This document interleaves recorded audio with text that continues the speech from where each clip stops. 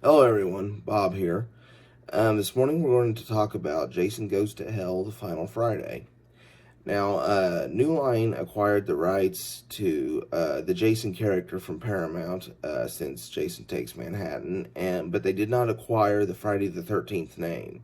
So that's why you don't have any returning characters, because originally Tommy Jarvis was actually supposed to play a part in this movie and be the John D. Lee character, but since they didn't own the rights to him, they couldn't do that.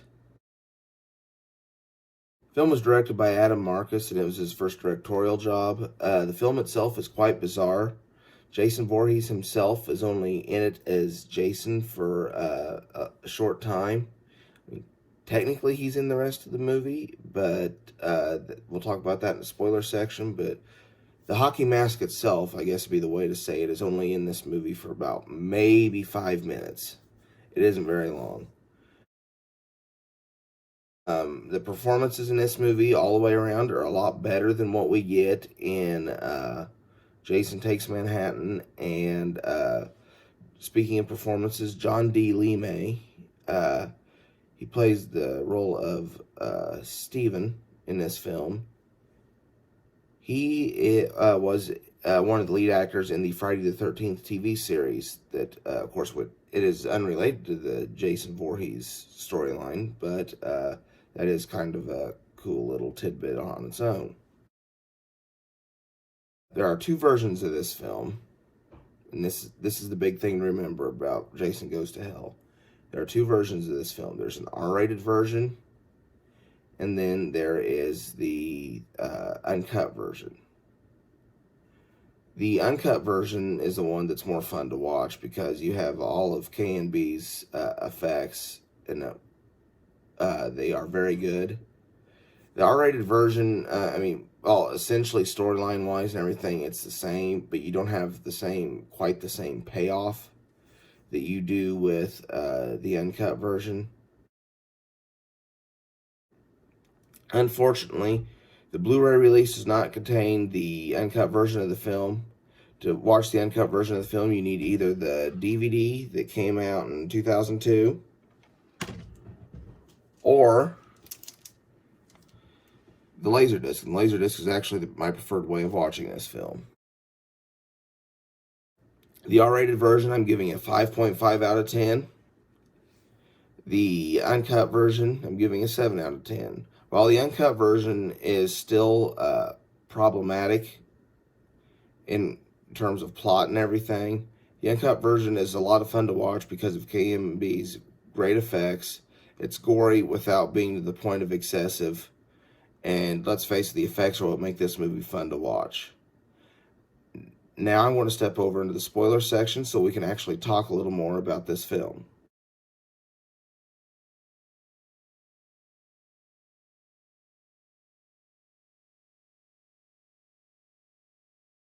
Okay, so at the beginning of the film, there's this lady that goes to Camp Crystal Lake, and after doing a couple tasks like changing a light bulb, she begins running water in the bathroom so that she can clean up. And the power goes out, and she goes out to investigate, and she's attacked by Jason. She runs outside, Jason chases her, and the next thing you know, there are a bunch of floodlights going off, and Jason is under attack from the FBI, and after being shot gazillion times by everybody, they blow him up. And the only thing that really appears to survive is Jason's heart that's beating for a minute, then it stops.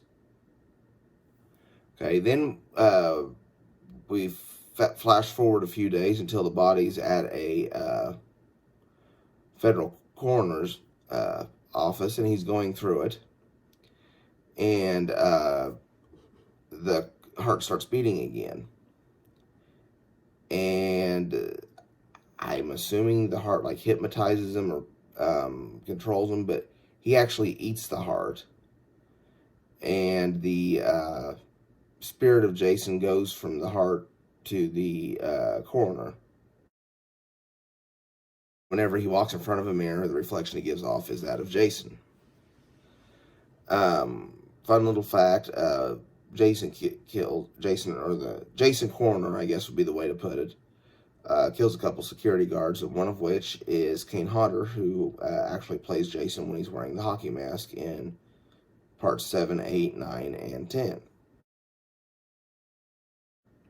After this happens, a bounty hunter named Creighton Duke is interviewed on a TV news magazine, and he says he will kill Jason for a $500,000 fee. The news magazine takes him up on it, and in the meantime, you have Jason's spirit going from body to body. And each time his spirit leaves, the old body kind of melts away. But it's going from body to body, and the kill count in this film is higher than it is in any of the other Friday the 13th films. There is a very high death count. He's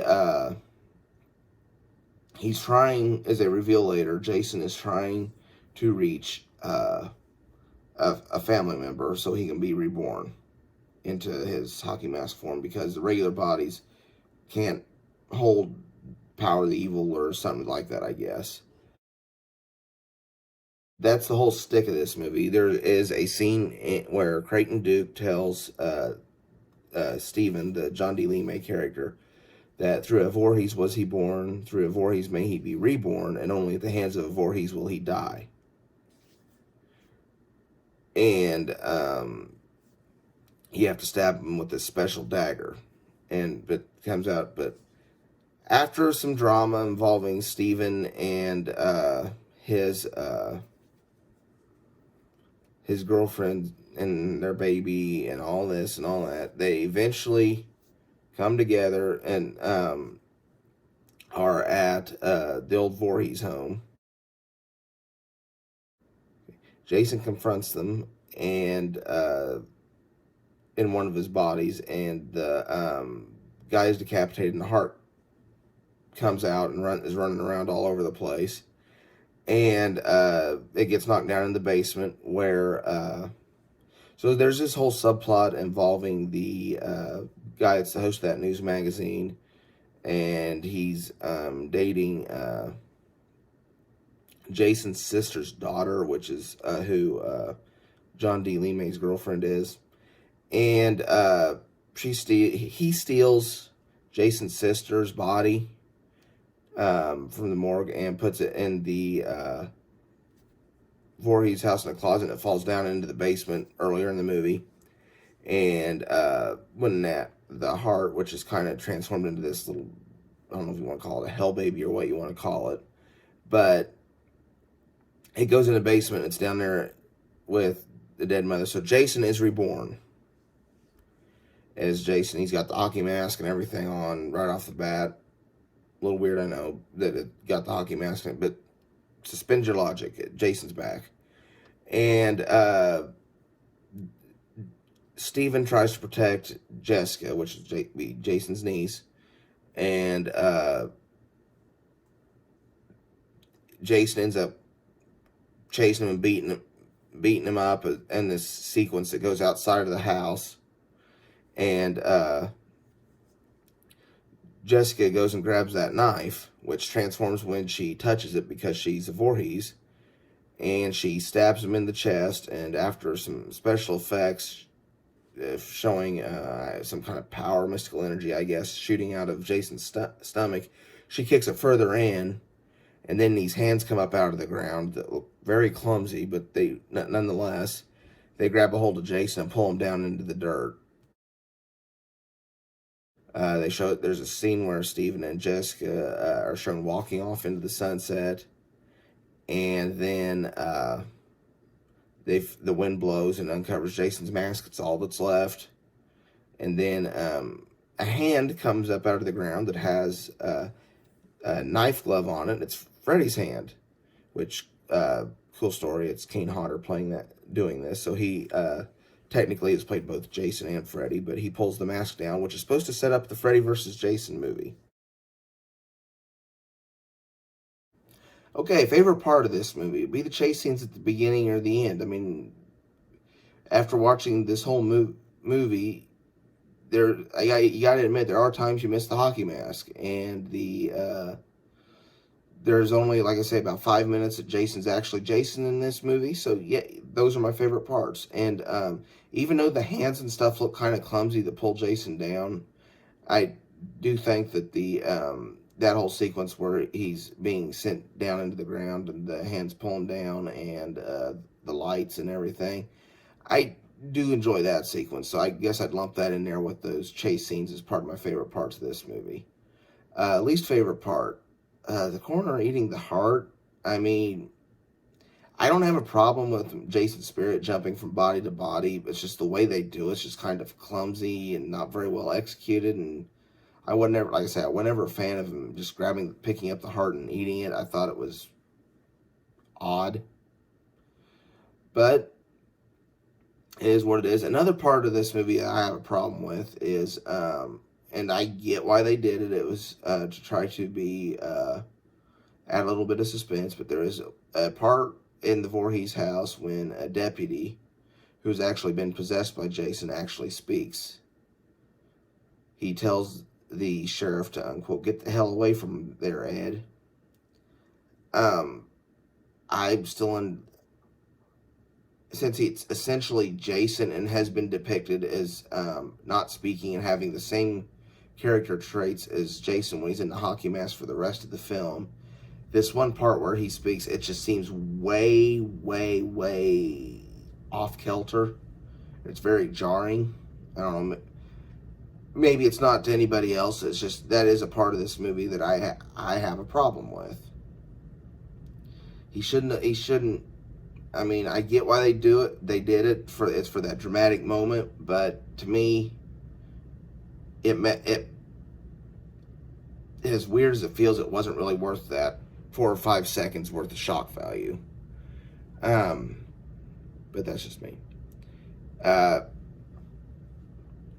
For the kill count of this film, there are 28 deaths, 20 of which are on screen, and that counts at the beginning during the news magazine, after the deaths that are shown on screen at the beginning.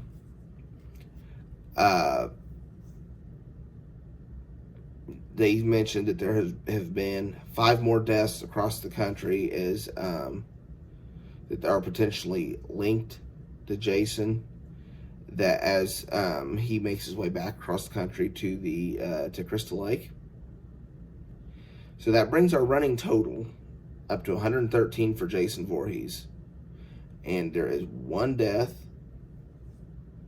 attributed to Jessica, and that's of Jason as she stabs him and sends him down into the underworld. Favorite musical score moment of this movie. So the musical score was great. Harry Manfredini was spot on with this thing. There's a basic little theme that goes something like dun dun dun dun dun.